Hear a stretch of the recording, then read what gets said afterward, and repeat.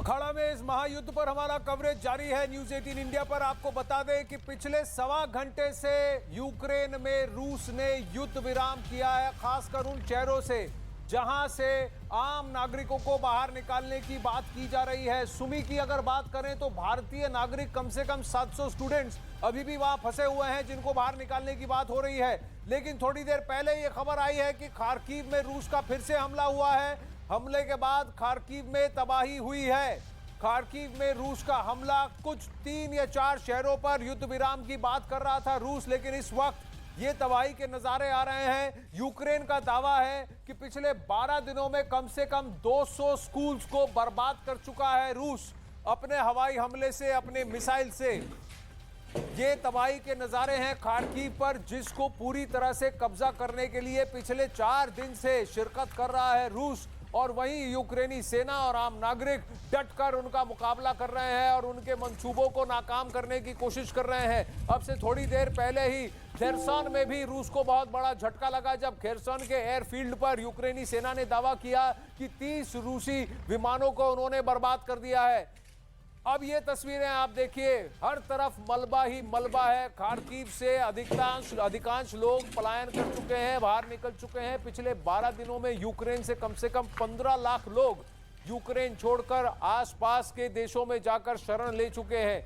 ये Kharkiv Ukraine का नजारा है जहां जबरदस्त बमबारी रूस की तरफ से चल रही है। यूक्रेन का दूसरा बड़ा शहर है।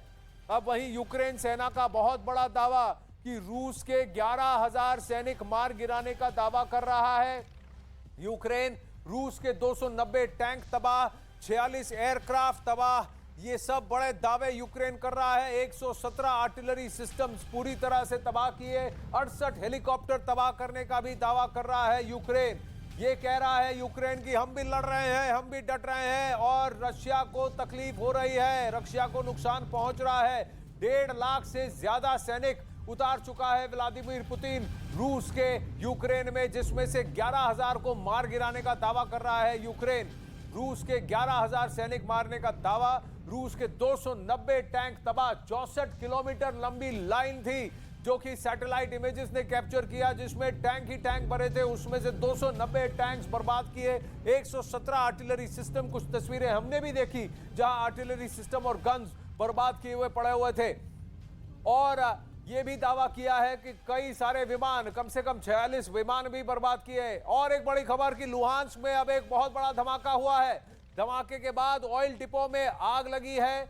आग धू धू करके लगती हुई दिख रही है। ये फ्यूल डिपोज पर आक्रमण, ये रूस की स्ट्रैटेजी है, क्योंकि ऑयल की सप्लाई अगर यूक्रेनी सेना के लिए बंद कर दी जाए तो यूक्रेनी सेना काउंटर अटैक नहीं कर पाएगी, बचाव नहीं कर पाएगी। और यही युद्ध नीति है। इस युद्ध नीति के तहत अब लुहांस्क के ऑयल डिपो में भी बहुत बड़ा धमाका, धू धू करते जलती आग की लपटें दिख रही है आपको, धुआं भी दिख रहा है, क्योंकि आसपास के जितने टैंकर हैं इनको बर्बाद कर कर फ्यूल सप्लाई रोकने की रणनीति अपना रहा है रूस।